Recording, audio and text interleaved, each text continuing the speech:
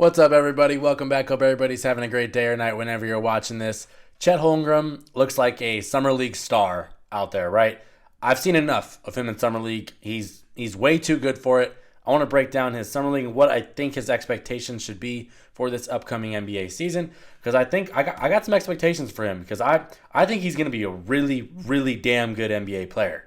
So before I get into it, how would you rate Chet Holmgren's Summer League performances so far? What are your expectations for Chet Holmgren this coming NBA season? If you're new to the channel, please subscribe if you enjoy this kind of content. Please like the video, but let's break down Chet this Summer League and this upcoming season. To put it simple, for Summer League, he looks really damn good. He looks way better than everybody else that's out there, and he looks healthy. He looks fresh. He looks rejuvenated. Looks like a damn good NBA player in the making. Just tonight, 25 points, 9 rebounds on 60% shooting with 5 blocks. Okay. If you just look at the stats, you could tell he had a pretty good game in general. But when you watch him play, like when I'm watching Summer League, because at the end of the day, it is just Summer League, right? Like a lot of these guys ain't making the league, whatever. That's fine. But they're out there competing for their livelihoods. But I'm looking at the guys like, what's his skill set? Like, does he have a skill set, or is he just kind of like, is he a chucker? Like, how does he play? And Chet's one of those guys that's got a skill set, right? He can handle the ball. He makes the right reads. He has decent vision for a guy his size. Has very good shot selection, very good touch, and kind of you can see that he's like one and a half steps ahead of his competition out there. And I think when you're watching him live, he just stands apart. I'm looking at things like, does he attack the space? Because guys are, there's going to be dudes that are a lot bigger than him in terms of strength and muscle. But like, is he attacking their size? Is he closing the gap? Is he being aggressive? Is he being under control when he's aggressive? A lot of guys in Summer League are out of control when they're aggressive. He's very just plays at a very consistent speed, but is almost undeniable against these guys out there. I'm very curious how well he's able to go against like pro NBA players on a night-to-night basis, but I think he's going to be really good. Above all else, he's going to be a great rim protector, right? Of course, we're saying he's going to be healthy, right? That's going to be the biggest thing that ultimately makes or breaks OKC's season. Said that in a video I did on the Thunder just not too long ago, but it's true. He's their only big that's like a 7-footer. I mean, Jalen Williams is a big dude, but he's only like 6'9", so he's really their center, right? And so if they want to go, top 4 seed in the West, he's going to have to be a big reason why. And that's fair to expect because he was a top 3 pick, but I just think what he does is he raises their ceiling to a whole different level, and you got to have him healthy for that. So that's always first and foremost. You want to hope good health on the guy. But going to his defense, stuff like that, I don't know if you guys saw this video. I think it was one of his teammates in Summer League it was like a little bit of a joke where they're basically saying like, oh, if I get blown by it doesn't matter because I know Chet's at the rim. That's a really good vote of confidence for a teammate, right? Like, all right, if he blows by me, I know somebody's back there. And I know he's going to do a good job protecting that rim. I could easily see him, rookie. This is essentially going to be his rookie year. He could win Rookie of the Year, too. I'm going to point that out. But he could get 2 blocks a game. He could easily do that. I'm kind of expecting like a 16 points, 9 rebounds, shoot over 50% from the field, over 35 from 3, and, take care of the ball and protect the rim. Because he's not going to have like the biggest workload in the world because the Thunder have guys like Shai Gilgeous-Alexander who are absolute studs. You got J-Dub. There's Josh Giddey with the ball. Like, there's a lot of good things going on around him. So, like, his role can be simplified, and he can just do what he's already really good at. And I think that's really going to bode well for him, is just having this role kind of just dialed down to, like, just do what you're great at right now, and we're going to work on anything that, you can build as your career goes, because this team is loaded. But like, there's just not too many 7-footers that have a good handle, can attack space, can also shoot from distance, make the right reads, are kind of looking like they're a step ahead. And it's one thing to like, because he's a pretty good solid passer too. It's one thing for a guy to be able to see the pass. It's another thing for a guy to be able to actually make the pass. He's one of those guys that can kind of make the pass. But yeah, dudes that can do that kind of thing, block the rim and play under control, they don't grow on trees.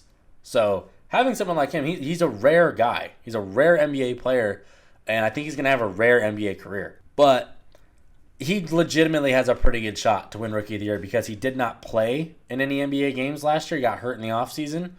So him and Wembanyama are probably like the 2 top guys everybody's looking at. Maybe Scoot, depending what happens with Dame. Maybe Brandon Miller. Who knows? Like, every year there's like some rookie that comes out of nowhere. Look last year, J-Dub was one of them. So if you're looking at Chet, is it too far out of the realm of possibility to say, hey, go get me 16 points, 9 rebounds, be smart with the ball, take good shots? Is that too much to add? I think this is very, very possible. And I might be undervaluing what he can do this year, more so just because I like what the team has around him, or he may not, he's not going to be a guy that has to go out there and get 30 every night for them to have a chance. But I like his situation. He looks better than everybody in Summer League. I would shut him down right now. You've seen everything you need to see. Dude's a step ahead of every single player out there.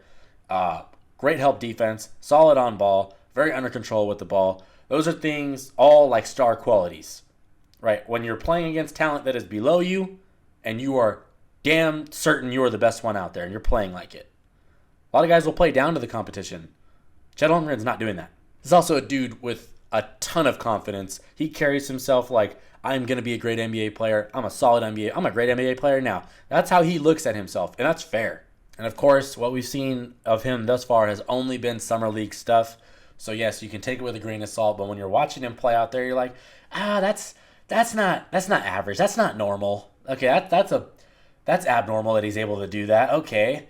I was like, oh, that's a tough turnaround fadeaway with, off the bounce, no help whatsoever. Like, okay, that's a star quality. You just kind of start to see things with him that are just like, they make you kind of turn your head a little bit and be like, not too many guys I see in the league that are like, look like him that can do that. So he's a special breed. He's going to be a special breed. I'm really, really excited for his rookie season because this, like I said earlier in the video, ultimately he's going to be what determines how OKC's season goes. They got so many good players out there, but he fills the biggest need that they had. So if he goes out there and he plays great, I feel like I'm underselling him with 16 points, 9 rebounds, just because I like to look at statistics in terms of like predicting what players can do. I think it's fun. But like I may be underselling him. Maybe he's a 20 and 10 guy as a essentially a rookie.